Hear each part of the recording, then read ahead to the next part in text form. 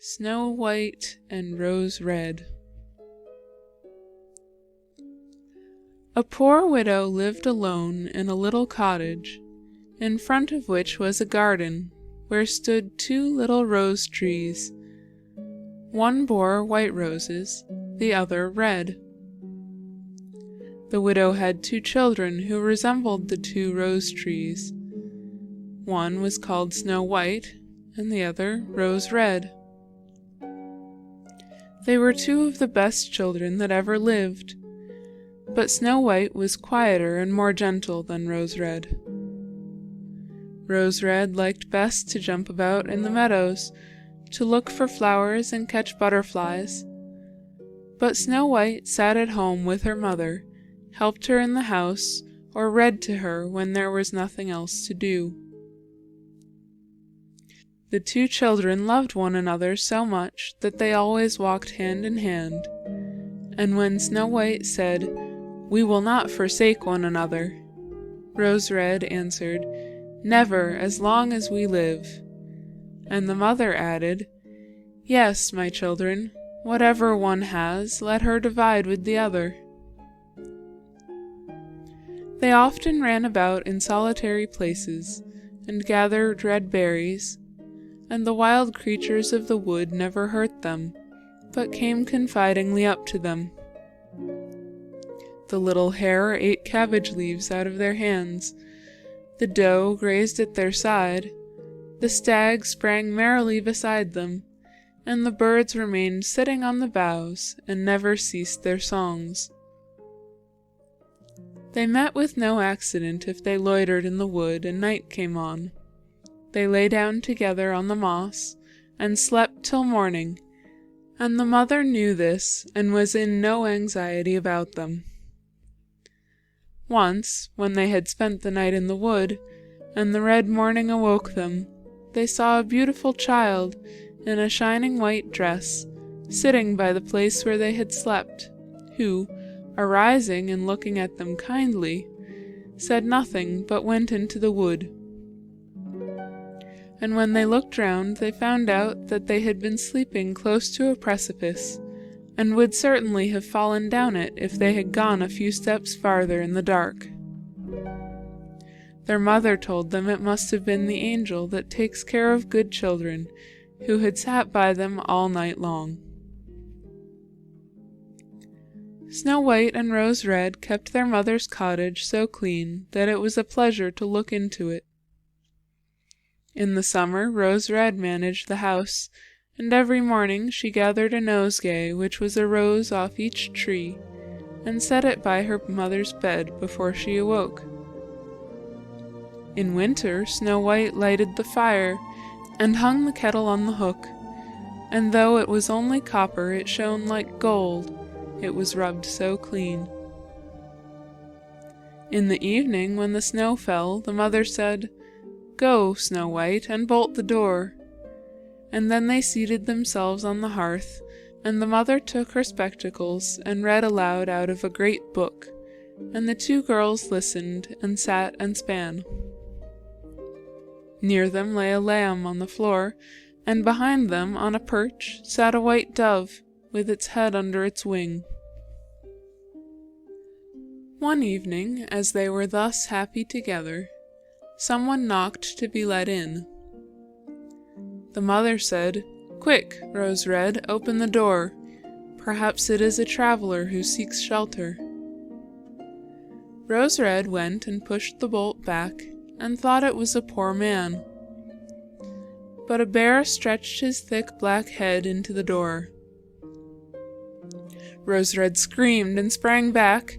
The little lamb bleated, the little dove fluttered about, and Snow White hid herself behind her mother's bed. However, the bear began to speak, and said, "Do not be frightened, I will do you no harm. I am half frozen, and only want to warm myself a little." "You poor bear," said the mother, "lay yourself down before the fire, only take care your fur does not burn." Then she called out, "Snow White and Rose Red, come out. The bear will not hurt you. He means honestly by us." Then they both came out, and by degrees the lamb and the dove also approached and ceased to be afraid. The bear said, "Children, knock the snow a little out of my fur," and they fetched a broom and swept the bear's skin clean. And he stretched himself before the fire and growled softly, like a bear that was quite happy and comfortable. In a short time they all became quite friendly together, and the children played tricks with the awkward guest. They pulled his hair, set their feet on his back, and rolled him here and there, or took a hazel rod and beat him, and when he growled they laughed. The bear was very much pleased with this frolic, only when they became too mischievous, he called out, "Children, leave me alone. Little Snow White and Rose Red, you will strike your lover dead." When bedtime came and the others went to sleep, the mother said to the bear, "You can lie there on the hearth, and then you will be sheltered from the cold and the bad weather." At daybreak the two children let him out, and he trotted over the snow into the wood. Henceforward the bear came every evening at the same hour, laid himself on the hearth, and allowed the children to play with him as much as they liked, and they became so used to him that the door was never bolted until their black companion had arrived. When spring came, and everything was green out of doors, the bear said one morning to Snow White, "Now I must go away, and may not come again the whole summer." "Where are you going, dear bear?" asked Snow White. "I must go into the wood, and guard my treasures from the bad dwarfs. In winter, when the ground is frozen hard, they have to stay underneath, and cannot work their way through. But now that the sun has thawed and warmed the earth, they break through, come up, seek and steal. What is once in their hands and lies in their caverns does not come so easily into daylight again." Snow White was quite sorrowful at parting, and as she unbolted the door for him and the bear ran out, the hook of the door caught him, and a piece of his skin tore off. It seemed to Snow White as if she had seen gold shining through, but she was not sure. But the bear ran quickly away and soon disappeared behind the trees. After some time, their mother sent the children into the wood to collect faggots. They found there a large tree, which had been cut down and lay on the ground, and by the trunk something was jumping up and down, but they could not tell what it was. As they came nearer, they saw that it was a dwarf with an old withered face and a snow-white beard a yard long. The end of the beard was stuck fast in a cleft in the tree, and the little fellow jumped about like a dog on a rope, and did not know how to help himself.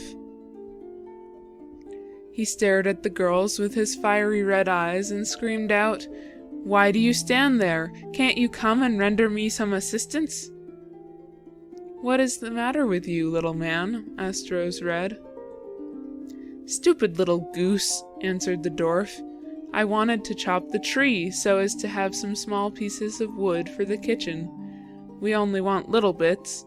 With thick logs, the small quantity of food that we cook for ourselves, we are not like you, great greedy people, burns directly. I had driven the wedge well in, and it was all going on right, but the detestable wood was too smooth and sprang out unexpectedly, and the tree closed up so quickly that I could not pull my beautiful white beard out. Now it is sticking there, and I can't get away. There, you foolish soft milk faces, you are laughing and crying out, 'How ugly you are! How ugly you are!'" The children took a great deal of trouble, but they could not pull the beard out.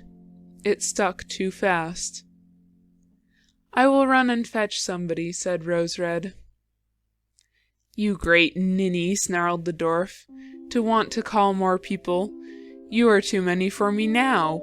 Can't you think of anything better?" "Only don't be impatient," said Snow White. "I have thought of something." And she took her little scissors out of her pocket and cut the end of the beard off.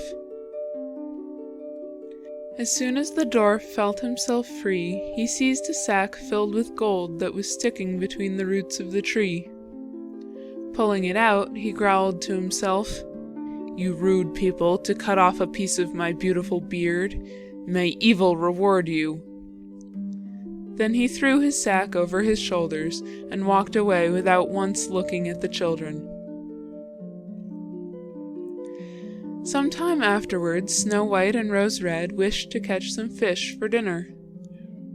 As they came near to the stream, they saw that something like a grasshopper was jumping towards the water, as if it were going to spring in. They ran on and recognized the dwarf. "Where are you going?" asked Rose Red. "You don't want to go into the water?" "I am not such a fool as that," cried the dwarf. "Don't you see the detestable fish wants to pull me in?" The little fellow had been sitting there fishing, and unluckily the wind had entangled his beard with the line. When directly afterwards a great fish bit at his hook, the weak creature could not pull him out, so the fish was pulling the dwarf into the water. It is true he caught hold of all the reeds and rushes, but that did not help him much. He had to follow all the movements of the fish, and was in imminent danger of being drowned. The girls, coming at the right time, held him fast and tried to get the beard loose from the line, but in vain. Beard and line were entangled fast together. There was nothing to do but to pull out the scissors and to cut off the beard, in doing which a little piece of it was lost. When the dwarf saw that, he cried out, "Is that manners, you goose, to disfigure one's face so? Is it not enough that you once cut my beard shorter? But now you have cut the best part of it off. I dare not be seen by my people. I wish you had had to run and lost the soles of your shoes." Then he fetched a sack of pearls that lay among the rushes, and without saying a word more, he dragged it away and disappeared behind a stone. Soon after, the mother sent the two girls to the town to buy cotton, needles, cord, and tape. The road led them by a heath, scattered over which lay great masses of rock. There they saw a large bird hovering in the air. It flew round and round just above them, always sinking lower and lower, and at last it settled down by a rock not far distant. Directly after, they heard a piercing, wailing cry. They ran up and saw with horror that the eagle had seized their old acquaintance, the dwarf, and was going to carry him off. The compassionate children instantly seized hold of the little man, held him fast, and struggled so long that the eagle let his prey go. When the dwarf had recovered from his first fright, he called out in his shrill voice, "Could not you deal rather more gently with me? You have torn my thin coat all in tatters, awkward, clumsy creatures that you are." Then he took a sack of precious stones and slipped behind the rock again into his den. The girls, who were used to his ingratitude, went on their way and completed their business in the town. As they were coming home again over the heath, they surprised the dwarf, who had emptied his sack of precious stones on a little clean place, and had not thought that anyone would come by there so late. The evening sun shone on the glittering stones, which looked so beautiful in all their colors that the children could not help standing still to gaze. "Why do you stand there gaping?" cried the dwarf, his ash-colored face turning vermilion with anger. With these cross words he was going away, when he heard a loud roaring, and a black bear trotted out of the woods towards them. The dwarf sprang up terrified, but he could not get to his lurking hole again. The bear was already close upon him. Then he called out in anguish, "Dear Mr. Bear, spare me, and you shall have all my treasures. Look at the beautiful precious stones that lie there. Give me my life, for what do you want with a poor thin little fellow like me? You would scarcely feel me between your teeth. Rather seize those two wicked girls. They will be tender morsels for you, as fat as young quails. Pray eat them at once." The bear, without troubling himself to answer, gave the malicious creature one single stroke with his paw, and he did not move again. The girls had run away, but the bear called after them, "Snow White and Rose Red, do not be frightened. Wait, I will go with you." Recognizing the voice of their old friend, they stood still, and when the bear came up to them, his skin suddenly fell off, and behold, he was not a bear, but a handsome young man dressed all in gold. "I am a king's son," said he. "I was changed by the wicked dwarf, who had stolen all my treasures, into a wild bear, and obliged to run about in the wood until I should be freed by his death. Now he has received his well-deserved punishment." So they all went home together to the widow's cottage, and Snow White was married to the prince, and Rose Red to his brother. They divided between them the great treasures which the dwarf had amassed. The old mother lived many quiet and happy years with her children, but when she left her cottage for the palace, she took the two rose trees with her, and they stood before her window and bore every year the most beautiful roses, one white and the other red. End of Snow White and Rose Red.